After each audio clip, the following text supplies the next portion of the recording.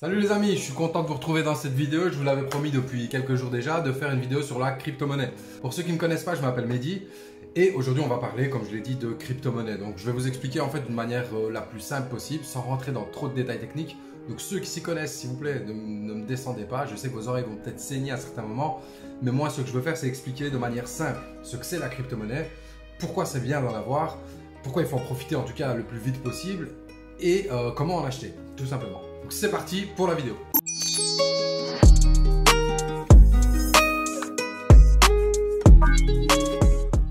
Alors la crypto-monnaie, c'est quoi? C'est simple, c'est une monnaie numérique décentralisée. Pour faire simple, ce qui veut dire que c'est un moyen d'échanger de la monnaie entre deux personnes sans passer par un tiers. Parce qu'en effet, pour l'instant, quand vous devez passer d'une personne à une autre de l'argent, vous devez passer par un tiers. Soit une banque, une assurance, peu importe. En tout cas, vous devez passer par un organisme qui, lui, contrôle toutes les transactions. L'intérêt de la crypto-monnaie, c'est quoi? C'est justement de ne pas passer par ces banques. C'est de passer d'une personne directement à une autre, en étant ultra sécurisé. Donc ça, c'est vraiment le but premier de la crypto-monnaie, c'est tout simplement de faire des échanges entre deux personnes de monnaie. Alors comment ça marche? De façon simple, si moi par exemple je voudrais vous envoyer de la crypto-monnaie, j'envoie ma transaction sur un réseau d'ordinateurs qui eux sont composés d'algorithmes qui vont valider cette transaction. Une fois que cette transaction est validée, elle va être groupée avec d'autres transactions pour former un bloc. Et une fois que le bloc est complet, il va être ajouté à ce qu'on appelle la blockchain. Donc c'est une série de blocs mis les unes à la suite des autres. Et cette blockchain là, c'est ça la révolution de la crypto-monnaie, c'est qu'elle est inviolable.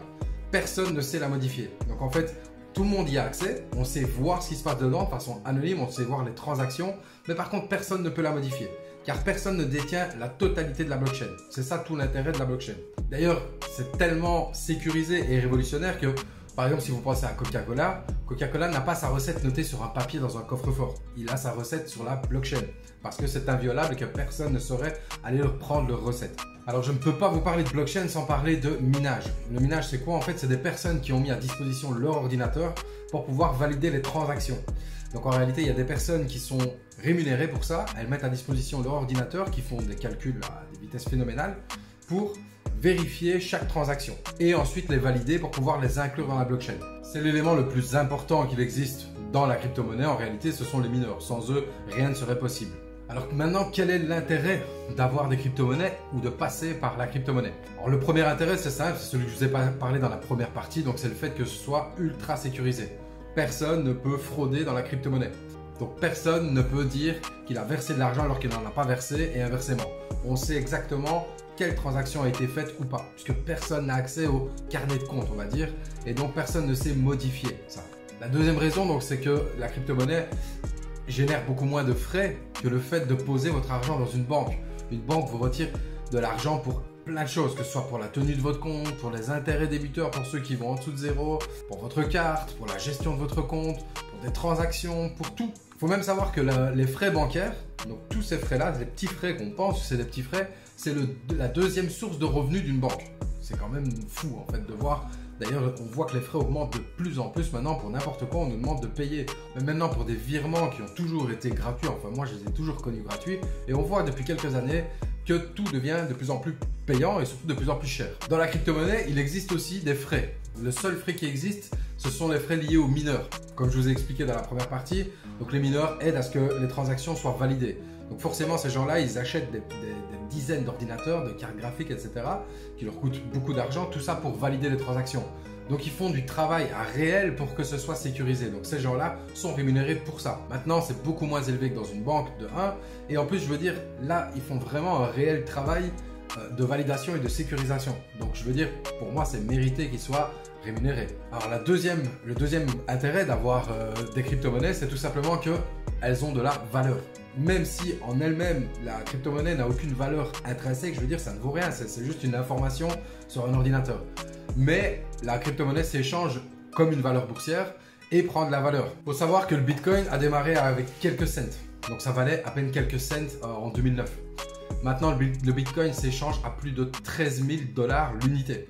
Donc un Bitcoin vaut plus de 13 000 $. c'est chaud d'avoir un Bitcoin. Il n'y a pas que le Bitcoin, évidemment, il y a plein d'autres crypto-monnaies qu'on appelle des altcoins qui ont démarré ensuite. Il y en a des centaines, entre guillemets, n'importe qui peut faire une crypto-monnaie. Maintenant, ce qui va faire la puissance du projet, c'est comment on va pouvoir l'utiliser et ce à quoi elle va servir. Donc ici, je vais rester sur le Bitcoin pour rester simple. Le Bitcoin a été adopté par la majorité des gens qui s'intéressent aux crypto-monnaies et il a acquis surtout une grande confiance. C'est ce qui lui permet d'avoir une valeur qui ne fait que monter. Comme dans tous les marchés volatiles, la crypto-monnaie, ça monte et ça descend. Mais si on regarde la courbe sur le long terme, on voit que le Bitcoin est en constante augmentation. Surtout avec des sociétés comme PayPal par exemple dernièrement qui a annoncé qu'ils allaient accepter les paiements en Bitcoin et d'autres crypto-monnaies. Il faut savoir que PayPal, c'est environ 300 millions d'utilisateurs actifs. Alors, il y a beaucoup d'autres avantages à posséder une crypto-monnaie et ici en particulier le Bitcoin, c'est tout simplement que c'est une monnaie du futur. Donc, on est tout simplement en train de tendre vers ça. Alors, quand je dis monnaie du futur, c'est pas simplement une tendance. C'est que maintenant, il y a beaucoup plus de gens qui veulent avoir contrôle sur leur monnaie, pouvoir être mobile et surtout être libre de faire ce qu'ils veulent avec leur argent. Et ça, dans une banque, on ne l'est pas. On ne l'est pas puisque bêtement, quand on demande un retrait, il faut, d'ailleurs je le dis directement, il faut demander un retrait quand il dépasse une certaine somme. Alors qu'en Bitcoin, on fait ce qu'on veut, quand on veut, comme on veut avec notre argent. Donc en réalité, vous êtes le seul et unique propriétaire de votre argent. Et ça, par les temps qui courent, c'est plutôt bien. D'ailleurs, cette monnaie, le Bitcoin, devient une valeur refuge. On voit quoi par exemple en Chine, quand on voit la monnaie nationale diminuer, donc perdre de la valeur, on voit que le Bitcoin prend de la valeur. Donc ça veut dire qu'il y a des gens, dès qu'ils voient cette monnaie diminuer, ils prennent leur placement et ils les mettent en Bitcoin parce qu'ils savent que le Bitcoin va continuer à grimper. De plus, le Bitcoin, c'est une monnaie anti-inflation. L'inflation, c'est quoi? C'est tout simplement quand dans un pays, il y a une crise. Bon, d'ailleurs, là, ça fait quelques années, on n'arrête pas d'en subir et encore plus avec le Covid. Tout augmente. Donc, et la valeur de notre monnaie diminue.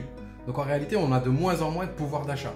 Alors que le Bitcoin, lui, est stable et là, même en 2020, pour l'instant, il est en train de subir une montée extraordinaire. Donc en réalité, en achetant de la crypto-monnaie, on ne fait que gagner du pouvoir d'achat. Gardez votre argent sur votre compte, vous perdez de l'argent. En réalité, les prix, chaque année, augmentent entre 5 et 10%, les chiffres réels. Donc le coût de la vie augmente de 5 à 10%, alors que votre argent, lui, ne suit pas. Donc plus le temps passe et moins vous avez d'argent. Malgré que vous gagnez plus d'argent à votre travail, même si vous êtes indexé, peu importe.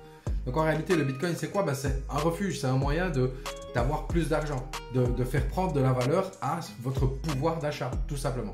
Alors voilà, on se retrouve dans la deuxième partie de la vidéo où je vais un peu vous montrer ce qu'on peut trouver sur Internet pour ce qui est d'acheter des crypto-monnaies, donc les plateformes où on achète les crypto-monnaies. Je vous partage mon écran, voilà, tac. Donc voilà, bêtement, en faisant une recherche, tout simplement, on met comparatif plateforme crypto-monnaie. Voilà, on tombe sur les premières cryptos, les premières plateformes les plus connues. Elles sont celles-ci. Bon, moi, je déconseille la première qui est un peu plus pour les utilisateurs avancés. eToro, mais sinon, il y a Coinbase, voilà. Bon, ça, c'est Clubit qui le dit. Idéal pour les débutants. Bon, et ça, c'est vrai. Moi, perso, tout le monde m'avait conseillé en 2017, quand j'ai commencé dans les crypto-monnaies, de passer par Coinbase. Les frais d'achat sont un peu plus élevés, mais en tout cas, elle est ultra simple d'utilisation. Pour commencer, je trouve que c'est bien pour mettre le pied à l'étrier. Et alors ensuite, comme plateforme d'échange, parce qu'ensuite, une fois que vous avez du Bitcoin, des fois, vous serez peut-être tenté de l'échanger contre d'autres monnaies, une fois que vous connaîtrez un peu mieux le système. Moi, je conseille Binance, qui lui est complètement en français maintenant. Au début, quand j'ai commencé, c'était juste en anglais. Donc voilà, ça c'est pour les plateformes. Donc voilà, Coinbase, ça ressemble à ça. Ce qui se passe avec la plupart des plateformes, c'est que quand on se connecte, on a des liens de parrainage. Donc en fait, quand vous êtes sur une plateforme et qu'un ami veut aussi acheter de la crypto-monnaie, vous lui donnez votre lien de parrainage et vous gagnez de l'argent tous les deux. En fait, vous gagnez des petits bonus.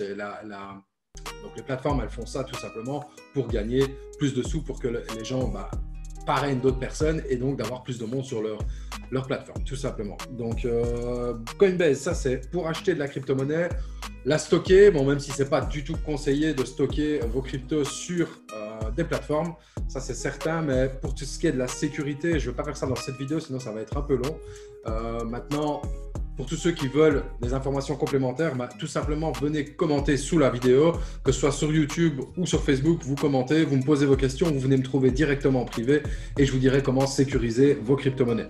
Et sinon, je vous dirigerai vers d'autres personnes qui font ça très très bien.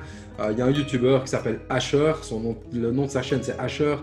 Lui fait des vidéos où il explique vraiment tout en long et en large et de manière très très simple. Donc Franchement, c'est vraiment un gars à suivre quand on veut se lancer dans les crypto-monnaies. Donc voilà, là, il y a Coinbase pour acheter. Donc, comme je vous ai dit, moi, je vous mettrai tous mes liens d'affiliation sous la publication, dans la publication Facebook ou dans la description de la vidéo sur YouTube. Maintenant, si vous ne voulez pas passer par mon lien d'affiliation, il n'y a pas de problème. Voilà, c'est une proposition. Ou sinon, vous passez de votre côté, vous pouvez le faire. Ou si vous connaissez quelqu'un d'autre qui est déjà dans les cryptos, faites-le. La seule chose à savoir, et je terminerai par là, c'est que pour entrer sur une plateforme d'échange ou de trading, comme par exemple Binance ici, il faut absolument avoir votre carte d'identité, recto verso, soit scannée, soit en photo, et une preuve de domicile. Certains vous demanderont même des fois plus d'informations. Pourquoi ils demandent ces informations-là? Tout simplement pour éviter la fraude, le blanchiment d'argent, etc. Donc, il faut bien savoir que si vous voulez acheter de la crypto aujourd'hui et que vous n'avez pas de preuve de domicile, vous l'avez dans l'os. Il faut absolument une preuve de domicile. Ça peut être une facture d'énergie, d'électricité ou autre qui est à votre nom. Ou alors, vous pouvez tout simplement aller sur le site ibz.be et là, vous pouvez obtenir une composition de ménage. En fait, tous les documents de l'administration communale, vous savez les avoir sur ibz.be. Je vous mettrai le lien aussi dans la description de la vidéo. Voilà, voilà. Je ne veux pas rentrer, vous montrer comment vous inscrire, etc. C'est assez simple. Une fois que vous êtes sur le site, par exemple sur Coinbase, vous cliquez sur démarrer, vous encodez vos données et puis le site vous guide pas à pas, en fait, de toute façon. Donc, je ne veux pas perdre de temps à vous expliquer comment vraiment pas à pas. Maintenant, celui qui a vraiment une difficulté, comme je l'ai dit, vous le postez en commentaire et on verra ça ensemble. On se retrouve très vite dans une prochaine vidéo. Sur ce, je vous dis bonne journée les amis. Salut!